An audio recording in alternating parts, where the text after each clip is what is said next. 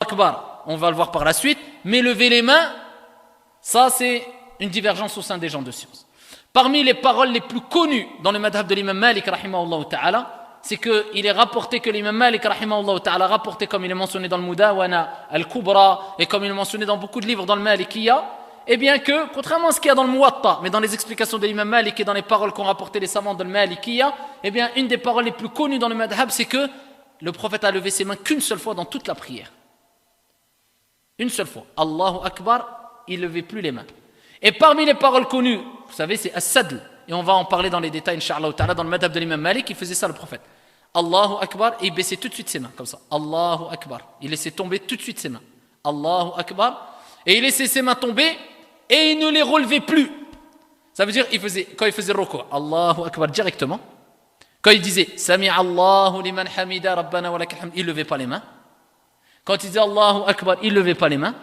Et ça, c'est une des paroles les plus connues dans le madhab de l'imam Malik, rahimahullah ta'ala. Et il y a une version où il est rapporté comme dans le Muwatta, où l'imam Malik a mentionné le hadith, où le prophète alayhi salatu wassalam aurait levé les mains, et il a mentionné, au moment du takbir, quand il s'est relevé du ruku', Sami Allahu liman hamida, au moment de as-sujud, d'accord? Et au moment de se lever après le at-tashahud, quand on a fini le premier tashahud, Allahu Akbar.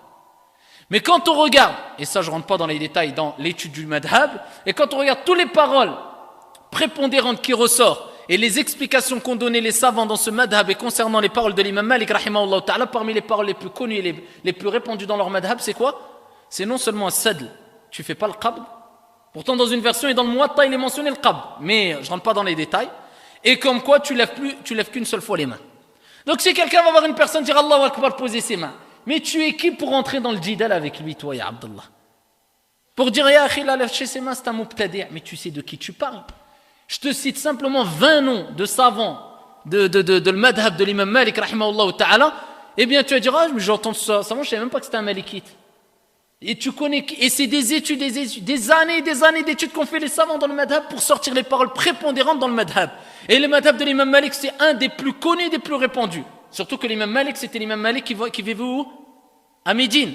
Et l'imam Malik, il a rappelé que même s'il y avait un texte du prophète alayhi salatu wassalam, et par contre, il rapportait un grand nombre de faits et de gestes des compagnons qui s'opposaient à ce texte, eh bien, il disait que c'était une hujja, un argument, et qu'on prenait les faits et les gestes des compagnons. Pourquoi? Parce que c'était impossible de considérer qu'un grand nombre de sahaba à Médine, alors qu'ils étaient à Médine, ils ont fait une chose dans une pratique religieuse, un acte culturel qui s'opposait à un texte. Donc c'est que eux, ils l'ont compris mieux que toi, ou toi, il y a des textes qui t'ont échappé, donc on prend leurs gestes et leurs faits, et ça devance sur le texte. Ça, c'est parmi la méthodologie du madhab de l'imam Malik. Tu vas répondre ça à quoi, à ça? Alors que c'est l'imam Darul Hijra. Tu vas dire, non, je ne suis pas d'accord avec son ijtihad. Tu connais peut-être même pas 300 règles dans Usul al-Fiqh. Tu sais même pas c'est quoi la différence entre Usul al-Fiqh et le Qawa'id al-Fiqhiyya ou al-Usuliyya. Tu crois que tu veux rentrer dans le jidal avec qui? Donc si tu vois quelqu'un, il kabbar, il fait sadl, et après si tu n'as pas les arguments, tais-toi et respecte. D'accord? Ça c'est dans le madhab de l'imam Malik, rahimahullah ta'ala, wa huwa al-mashhur indahum. D'accord? Et ici, comme il est mentionné dans Al-Mudawwana, pour ceux qui veulent revenir, Al-Mudawwana al-Kubra de l'imam Malik, rahimahullah ta'ala. Wa kadhalik, بالنسبة al-qabd, ici, soit al-qabd, ici, tahta al-surra, ou bien fawqa al-surra, ou bien al-sadl. عند الحنابلة, ceux qui prétendent que Hanabila c'est que le qabd au niveau de la poitrine, eh bien ils se trompent. Les trois avis connus authentiques de l'imam Ahmad rahimahullah ta'ala, c'est que mettre la main droite sur la main gauche sur la poitrine c'est bon, mettre la main droite sur la main gauche au-dessus du nombril c'est bon, et mettre la main droite sur la main gauche en dessous du nombril c'est bon.